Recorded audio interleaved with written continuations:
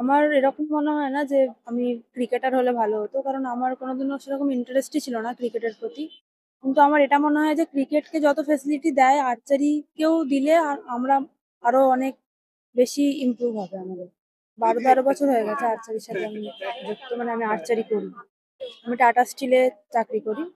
Tata কোন স্টিলের department? Employee, sports department.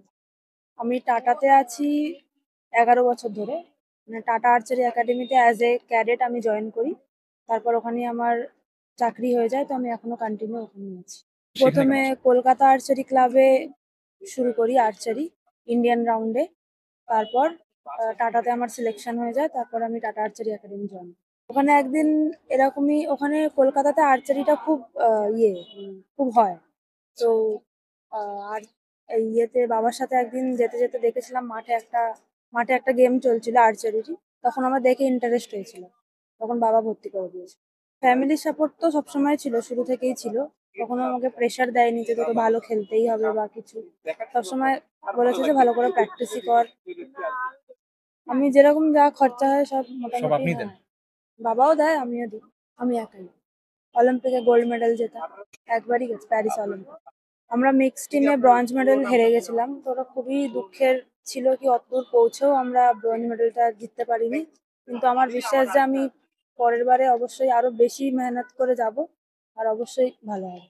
World championship থেকেই কোটা হয় অলিম্পিকের জন্য যাওয়ার জন্য। তো লাস্টে ওয়ার্ল্ড কাপে আমরা কোটা পাই, ইন্ডিয়া টিম কোটা পায় অলিম্পিকে যাওয়ার জন্য। তারপরে ইন্ডিয়াতে গিয়ে তারপর সিলেকশনও হয়।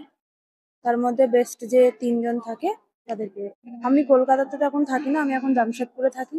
আচ্ছা। টাটা আর্চারি একাডেমিতেই থাকি। তো আমি ওখানেই প্র্যাকটিস করি, ওখানকারই সব। ফ্যামিলি কলকাতায়। মাসে ১ বার ২ বার এরম যাই। কারণ জামশেদপুর থেকে কলকাতা বেশি দূরে না, ৪-৫ ঘন্টাই লাগে। সেটা টাটা কেন? আর্চারি একাডেমি মানে ভারতের ১ম একাডেমি, ভালো একাডেমি। মানে ভারতের বেস্ট একাডেমি হচ্ছে টাটা আর্চারি একাডেমি। তো আর টাটাই এটা সবকিছু, টাটা স্টিলই এটা দেয়। ওখানে ১ম এ সাব জুনিয়র বাচ্চাদের নেয়। হুম। তারপর নিয়ে ওদের হোস্টেলে থাকতে দেয়, ইকুইপমেন্ট, থাকা, খাওয়া, পড়াশোনা সবকিছু দেয় টাটা স্টিল। তারপর ৪ বছর রাখে অ্যাজ এ ক্যাডেট। যদি তারপর ভালো অ্যাচিভমেন্ট হয় তাহলে আরো এক্সটেন্ড করে। তারপর যদি মানে বেশি অ্যাচিভমেন্ট হয় তাহলে চাকরিও দিয়ে দেয়। কলকাতাতে এখন অনেক ক্লাব খুলে গেছে। ঝাড়গ্রামে খুলেছে, আর দোলাদি রাহুলদাদেরও ক্লাব খুলেছে কলকাতাতে। তো ধীরে, ধীরে হচ্ছে, ডেভেলপ হচ্ছে। ভালো মানে আ স্টেট গভর্নমেন্ট থেকেও দেয়, আর সেন্ট্রাল গভর্নমেন্ট থেকেও দেয়। আমরা যদি অ্যাচিভমেন্ট